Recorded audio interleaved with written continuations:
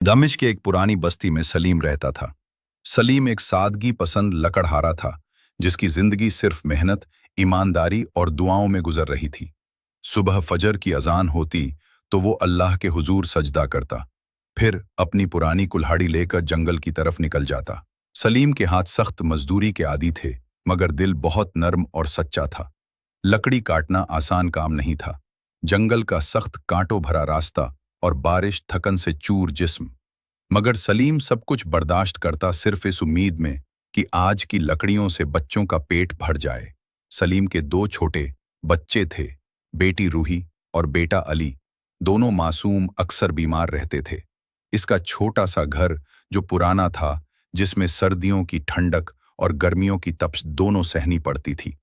वो सर्दी से कांपते, कभी माँ की गोद में सिमटते, कभी छत की तरफ देखते। सलीम की बीवी आंखों में आंसू लिए बच्चों के जिस्म पर हाथ फेरकर उन्हें संभालती रहती। वो जब बारिश ज्यादा होती तो जंगल जाना मुश्किल हो जाता, मगर सलीम ने हर मुश्किल को सीने से लगाया। वो भीगे हुए कपड़ों में अपनी पुरानी कुल्हाड़ी उठाकर कर जंगल की तरफ निकल जाता। मिट्टी से भरा हुआ रास्ता, हर कदम पर पांव फिसलने लगते, और लकड़ियां वो भी गीली भारी, जिन्हें काटना दोहरा अजाब बन जाता। लेकिन इस जंगल में जब कभी सूरज की किरणें पतों के दरमियान से झलक देती और चिड़ियों की हल्की सी चहचहाट उसके कानों तक पहुंचती, तो इसके दिल को सुकून मिलता। बच्चों की भूख और बुखार का तस्वुर इसे जंगल से सीधा बाजार ले आता।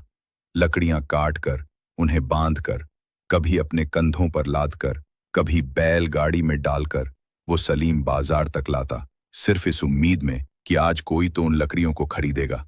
लेकिन बारिश की वजह से लकड़ी गीली हो जाती और कोई भी इसे खरीदना नहीं चाहता।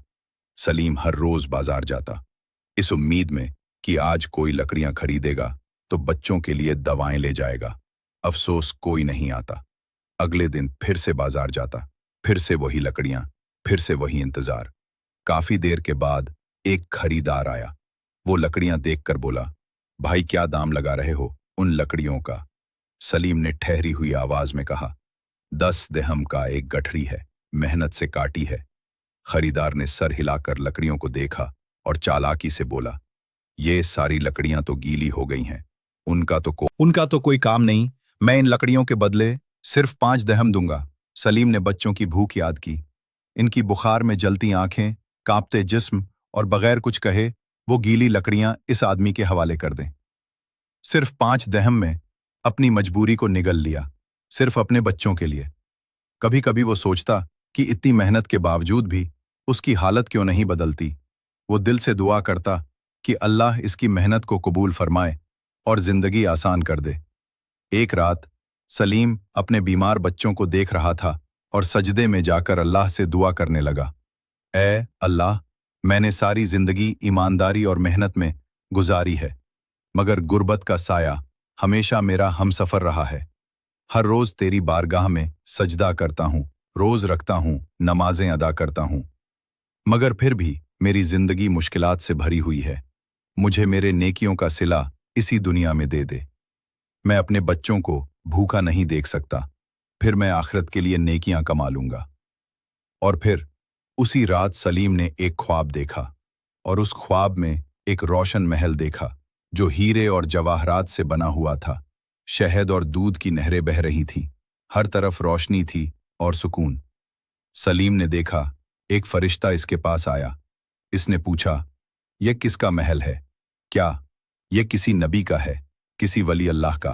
फरिश्ता मुस्कुराया और बोला, यह तेरा महल था सलीम। तेरे सब्र, ईमानदारी और सच्चाई का सिला, तेरी हर मेहनत का इनाम। मगर तुमने दुनिया की आराम और असैश के लिए इसे छोड़ दिया। सलीम का दिल कांप गया। आंख खुली तो चेहरा आंसुओं से भीग चुका था। उठकर सजदा किया और सिर्फ एक लफ्ज कहा, अल्लाह मुझे माफ कर दे, अब कभी तेरी रजा के सिवा कुछ नहीं मांगूंगा। इस ख्वाब के बाद सलीम ने अपनी जिंदगी का नजरिया बदल लिया। वो कभी अपनी किस्मत पर शिकायत नहीं करता, बल्कि दूसरों को भी समझाता, जो कुछ अल्लाह देता है उसी पर सब्र करो। अगर तुम्हारी दुआ का जवाब इस दुनिया में ना मिले तो मायूस ना हो, क्योंकि असल इनाम तो आखिरत में मिलेगा। और वो सबसे बड़ा होगा। मुझे उम्मीद है कि आपको यह कहानी पसंद आई होगी। अगर आप मज़ीद ऐसी ही सबका आमोज़ कहानियाँ सुनना चाहते हैं तो हमारे चैनल को सब्सक्राइब कर लें और अपनी कीमती राय कमेंट्स में ज़रूर दें।